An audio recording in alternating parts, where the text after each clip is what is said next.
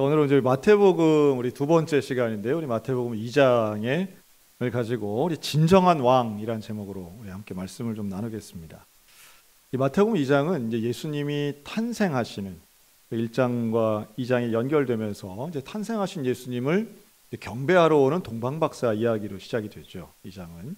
사실 이 마태복음 2장은 이 성탄절 때 사실은 많이 설교되곤 합니다. 이 동방박사들은 상당히 신비한데요. 이들이 별을 따라서 그 멀리에서 아라비아 쪽에서 이스라엘까지 온 것은 아무리 봐도 참 신기한 이야기예요.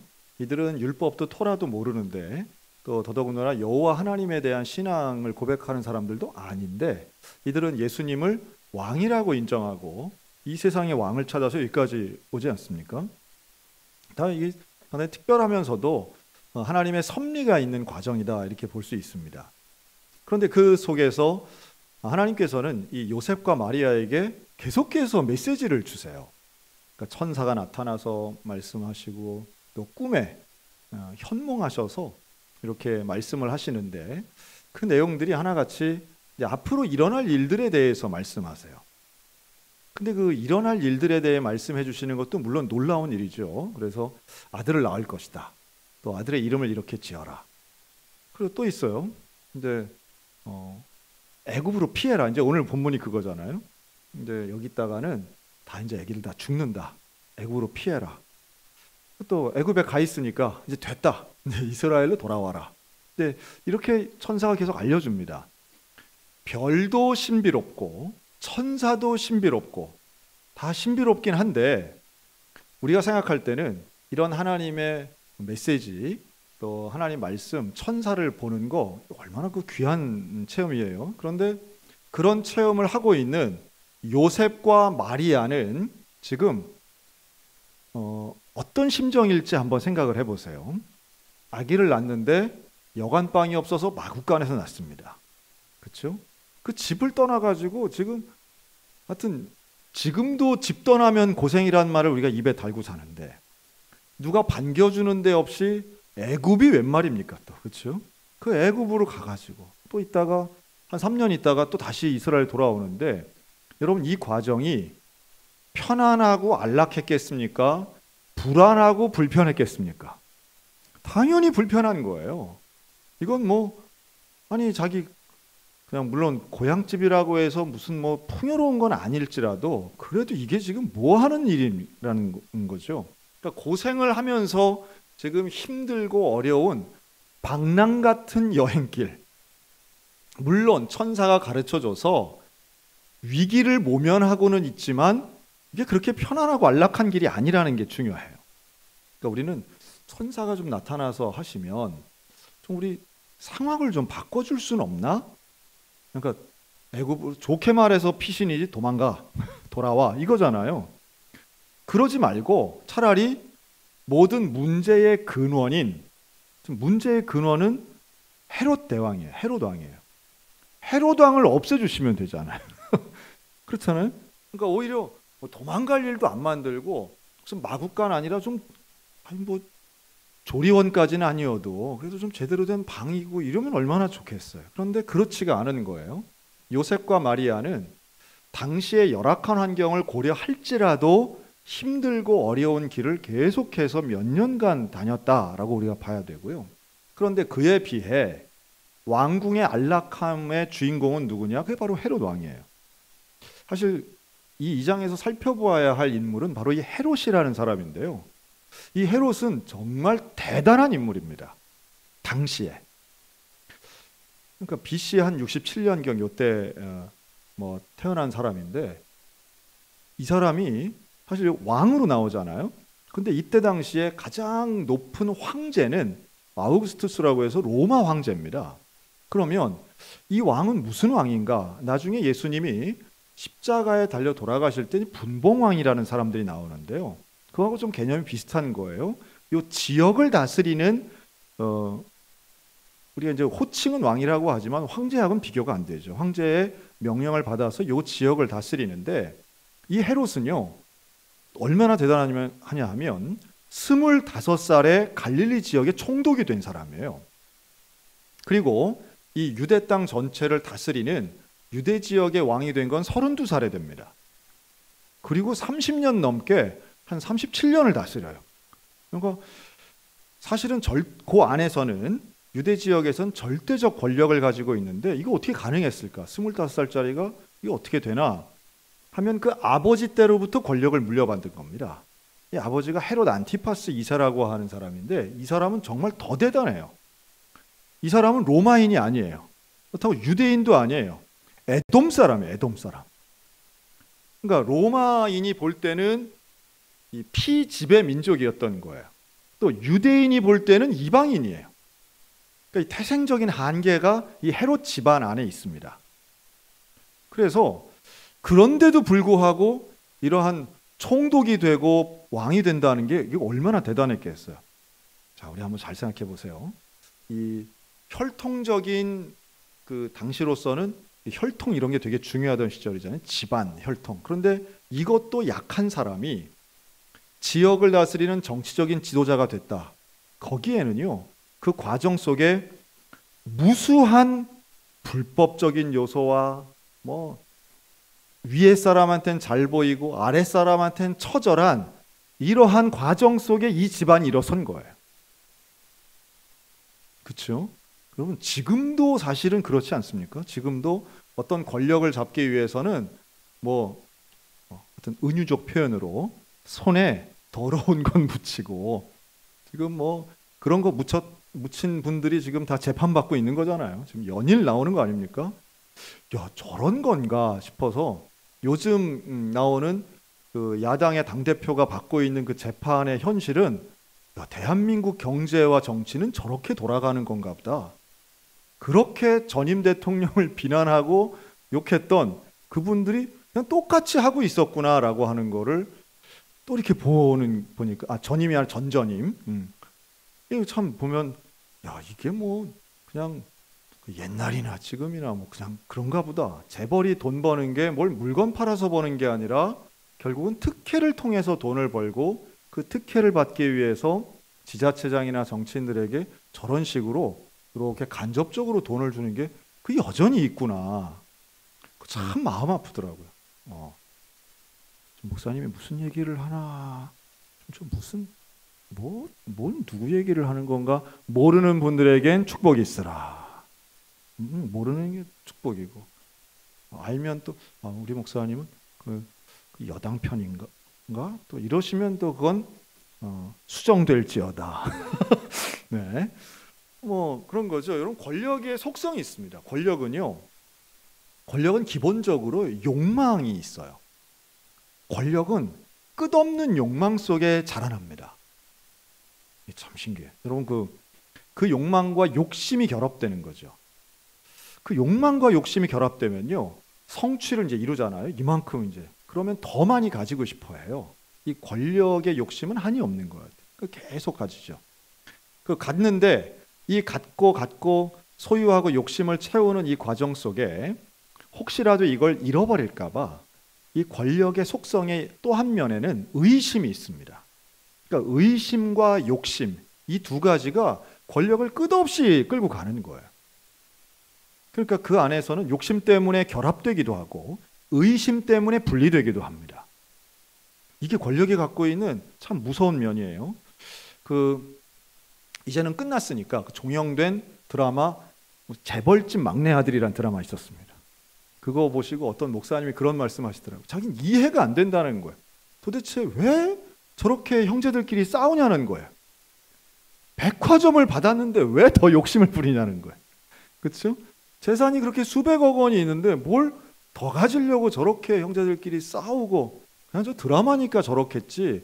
설마 하니 막 수백억 재산이 있는 사람들이 아버지로부터 더 받으려고 싸운다는 게 자기는 이해가 안 된다는 거예요. 그래서 제가 그랬습니다. 그건 목사님이 수백억 원을 안 가져봐서 그렇습니다. 안 가져봐서 그런 거예요. 그걸 가져보면 수백억 위에는 뭐가 있어요? 수천억이 있는 거예요. 수천억 위에는 뭐가 있어요? 수조원이 있는 거예요. 이거 계속 가는 거예요. 계속 가.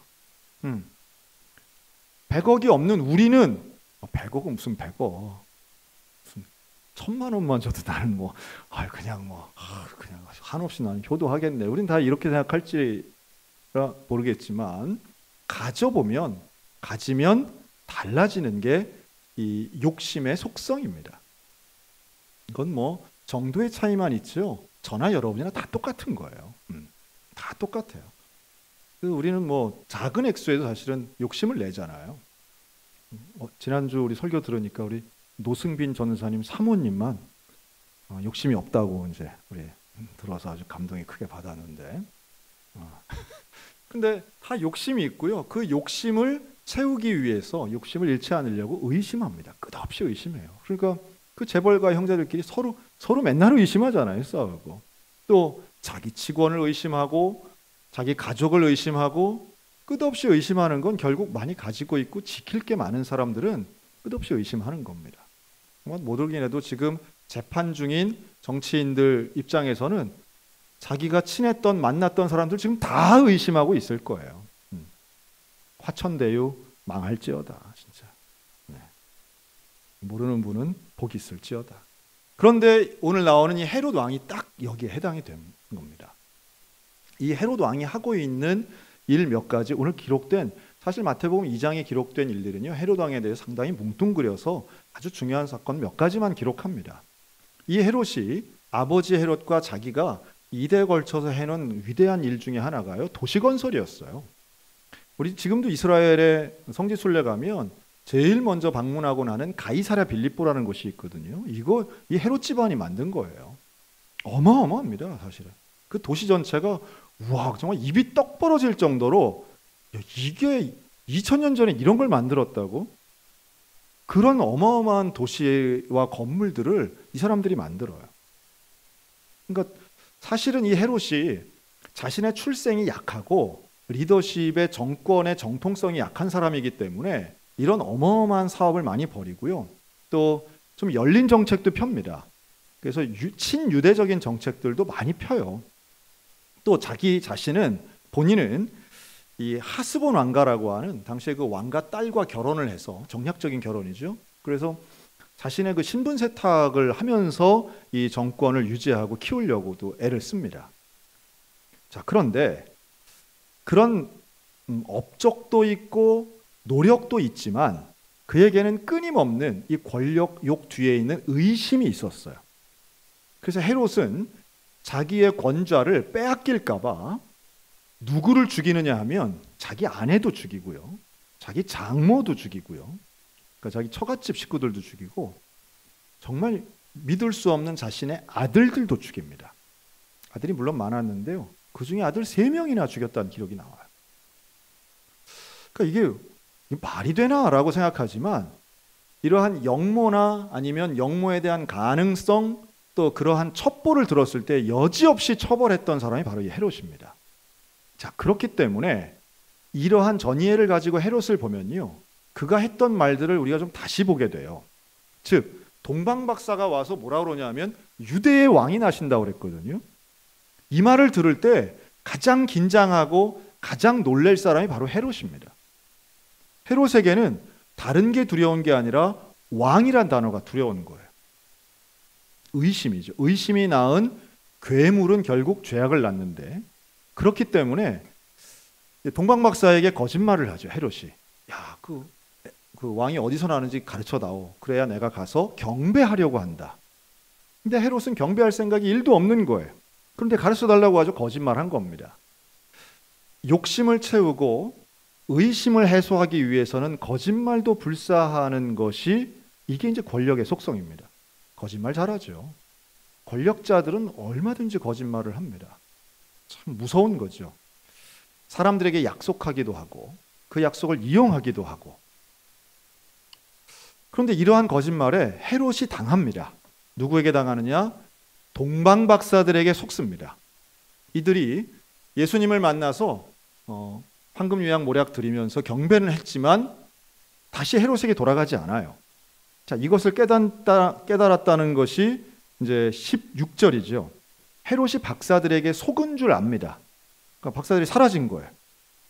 이 왕이 태어난 걸 알아야 가서 죽이는데 떠나버린 거예요. 그랬더니 여기에서 멈추지 않고 헤롯이 집요하게 자신의 위협을 제거합니다. 어떻게 해요? 박사들에게 들은 것을 근거로 그때부터 태어난 아이들을 다 죽이는데 뭐라고요? 자세히 알아본 그때를 기준하여 2살부터 그 아래로 다 죽입니다. 그래서 헤롯은 사실은 그 안에서 자기의 의심을 가지고 이제 이렇게 진행을 해요. 2살부터 그 아래로 어린이들을 다 죽이는 끔찍한 죄를 범합니다. 사실 이러한 끔찍한 범죄는 왕이니까 이게 뭐 다른 사람 같으면 명백한 살해잖아요. 살인인데 이러한 죄를 범해도 아무런 해가 위해가 본인에게는 없는 이런 말 그대로 법 위에 있는 제왕적인 리더십을 갖고 있었던 겁니다. 잘못된 거죠. 그러니까 백성을 위하는 왕이 아니라 백성을 자기를 위해서 죽이는 왕이 돼버린 겁니다. 이건 엄청난 범죄이고 사람들이 원하는 왕과는 거리가 먼 거죠. 그러니까 왕이 왜 생겼나 생각해 보면 최소한 성경 안에서의 왕이라고 하는 건 강력한 제국을 만들기 위해서 왕을 사실 사무엘 때 백성들이 요구하는 장면이 나오는데요. 그러니까 왕은 스스로 왕이 되려고 하는 권력 욕심의 결과이기도 하지만 그 왕이 세워져서 나라가 더 강력해지기를 원하는 백성들의 욕심도 같이 맞물려 있는 경우들이 있습니다. 그러니까 권력욕과 지배력 이러한 욕심들이 합해져서 왕이 되는 것인데 근데 대부분의 왕들이 뭐 좋은 왕, 정직한 왕 이러면 참 그래도 사실 될까 말까죠. 여러분 지금 21세기에도요 왕 있는 나라들이 많이 있습니다. 뭐 영국과 같이 형식적인 어떤 상징적인 왕이 아니라 실제적인 왕들이 있는 나라들이 있어요. 뭐 가까이는 태국도 왕이 있고요. 또 부탄이란 나라 있습니다. 작은 국가이지만 여기도 왕이 있습니다. 왕권이 얼마나 강력한지 몰라요. 제가 알기로는 현재 있는 나라들 중에 왕권이 제일 강력한 나라 브루나이라는 나라 있습니다. 그 보르네오 섬 옆에 있는 작은 섬나라인데요. 이 브루나이 공화국은 정말 뭐 공화국이 아니죠. 그냥 왕정 국가죠. 이 왕이 말 그대로 법을 맨날 바꿔요. 도둑질하는 사람 손목 잘라라. 이 이슬람의 뿌리를 둔 이 브루나이 왕국 같은 경우는 석유가 많이 나서 사실은 이 왕정을 그걸로 이끌고 나가긴 하지만 말 그대로 왕이 곧 법입니다. 그 왕이 백성들을 한 명 한 명 줄 세워서 돈 주는 나라가 바로 브루나이라는 나라입니다. 근데 워낙 아름답고 이래서 관광객들도 많이 가는데요. 이 비상식적인 일들이 많죠. 또 이슬람 국가들이 대개 왕이 있으면서 거기에 신정 정치, 이 종교인들이 다스리고 있는 나라들이 됩니다. 비합리적이고 비민주적이고 그러면서도 이 권력자들에 의해서 얼마든지 죄가 횡행한데도 불구하고 정의가 잘 세워지지 않는 것. 그리고 이제 돈을 앞세운 이 정권의 그 능력들이 나라와 백성들을 완전히 압제하고 있는 거죠. 뭐 북한은 좀 다르지만 북한은 돈도 없으면서도 지금 백성들을 그렇게 힘들게 하고 있는 나라죠. 그러니까 생각해 보면 뭐 왕이 없다고 해서 나라가 다 좋은 것도 아니고요. 또 왕이 있다고 해서 뭐 다 좋은 것도 아닌데 이런 잘못된 왕들에 의해서 나라와 민족이 어려움을 당한다 이렇게 볼 수 있습니다. 그런 면에서 헤롯은 백성들을 정말 힘들게 하는 여러분 2살 아래 어린이들이 다 죽었다. 그럼 그 집안은 어떻게 되는 겁니까? 이 출애굽에 나오는 그 애굽의 형태와 거의 비슷한 일들이 벌어진 거예요. 다들 들어오시네요. 지금 권사님 좀 안정을 취하신 것 같아요. 네, 네, 감사합니다. 네, 고맙습니다. 반면 진짜 왕은 누구인가라고 하면 우리가 피해를 입고 도망을 간 것 같아 보여도 성경은 우리에게 예수 그리스도가 왕이라고 말씀하세요. 예수님이 왕이라고 말씀하실 때는 예수님은 백성을 죽이는 왕, 자신의 권력 때문에 혹은 자기의 욕심 때문에 의심을 해서 백성을 죽이는 왕이 아니라 백성을 살리기 위해서 자신이 죽는 왕이 바로 예수 그리스도인 줄로 믿으시기 바랍니다. 그 예수님이 진정한 왕이시라는 거예요.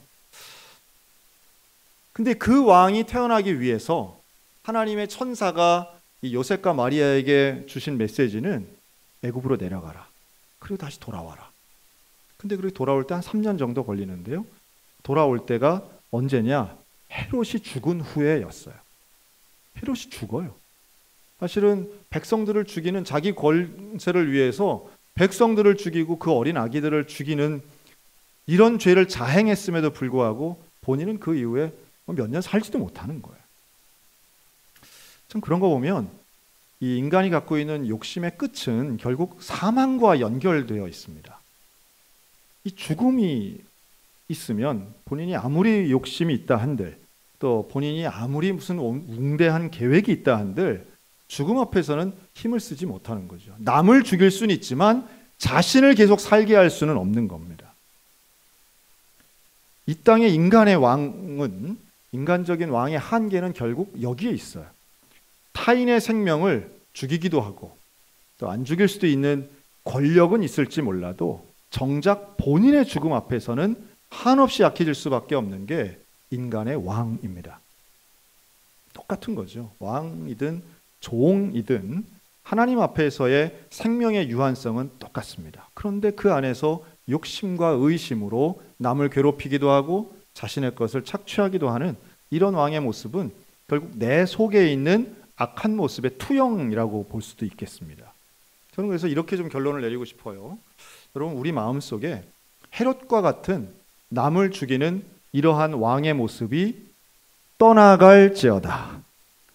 우리 속에 있는 이런 헤롯 왕 같은 내 걸 움켜쥐려고 하는 욕심과 이거 뺏기지 않으려는 남을 의심하는 그 마음, 여러분 이것이 사라지기를 바랍니다. 그런데 이걸 어떻게 사라질까요? 내 안에 진정한 왕이 오셔야만 이 문제가 해결되겠죠. 생명을 주관하시는 진정한 왕, 오히려 하늘의 영광을 버리시고 백성을 위해, 인간을 위해 이 땅에 오신 그 예수 그리스도야말로 가장 온전하고 우리에게를 구원해 주시는 희생의 왕이라고 하는 겁니다. 다스리시는 왕이 아니라 희생하시는 왕, 십자가에 달려서 피 흘리시는 왕, 자기의 권세를 위해 백성을 죽이는 것이 아니라 백성의 구원을 위해서 나 자신이 죽는 왕이 바로 예수 그리스도이신 거죠.